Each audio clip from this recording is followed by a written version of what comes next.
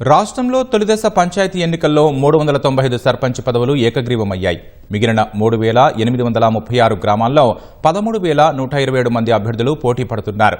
5 గ్రామాల్లో నామినేషన్లు దాఖలు కాలేదు. రెండో దశ పోలింగ్కు సంబంధించి 4332 సర్పంచ్ పదవులకు 28278 మంది నామపత్రాలు దాఖలయ్యాయి. ఇక మూడో దఫా ఎన్నికలకు సంబంధించి నామినేషన్ల దాఖలు గడువు నేటితో ముగియనుంది.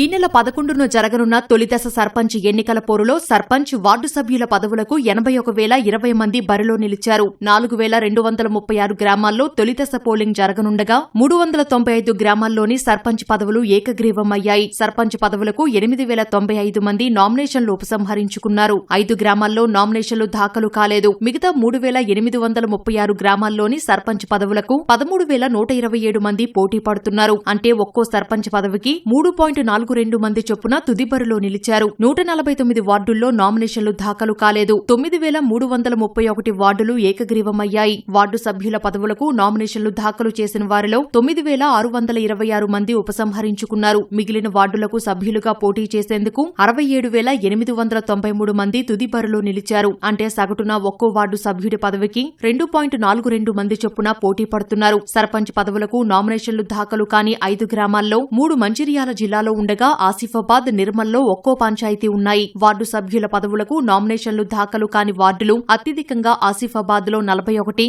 మంచిర్యాలలో 34 ఉన్నాయి. ఈ నెల 14న జరగనున్న రెండో దశ ఎన్నికల్లో 4332 సర్పంచ్ పదవులకు 28,278 నామినేషన్లు దాఖలయ్యాయి. తొలి దశ ఎన్నికల్లో ఒక్కో పంచాయతీకి 6 చొప్పున నామినేషన్లు వేయగా రెండో దశలో సగటున 6.5 మంది పోటీ పడుతున్నారు. ప్రధాన పార్టీల మద్దతుదారులు భారీ సంఖ్యలో ఎన్నికల బరిలో నిలిచారు. 38,342 వార్డు స్థానాలకు 93,595 నామినేషన్లు దాఖలయ్యాయి. ఒక్కో వార్డుకు సగటున 2.44 మంది పోటీ పడుతున్నారు. రెండో విడత ఎన్నికలకు సంబంధించి నామినేషన్ల ఉపసంహరణకు ఈ నెల 6వ తేదీ వరకు గడువు ఉంది. ఈ నెల 14న పోలింగ్ జరగనుండగా అదే రోజు ఫలితాలు వెలువడతాయి. మూడో విడత పంచాయతీ ఎన్నికల నామినేషన్ల దాఖలు గడువు నేటితో ముగియనుంది. 6వ తేదీన నామినేషన్ల పరిశీలన, 7, 8 తేదీల్లో ఫిర్యాదుల స్వీకరణ ఉంటుంది. 9వ తేదీ నామినేషన్ల ఉపసంహరణకు తుది గడువు కాగా అదే రోజు అభ్యర్థులను ప్రకటిస్తారు. మూడో దశకు ఈ నెల 17న పోలింగ్ జరగనుంది.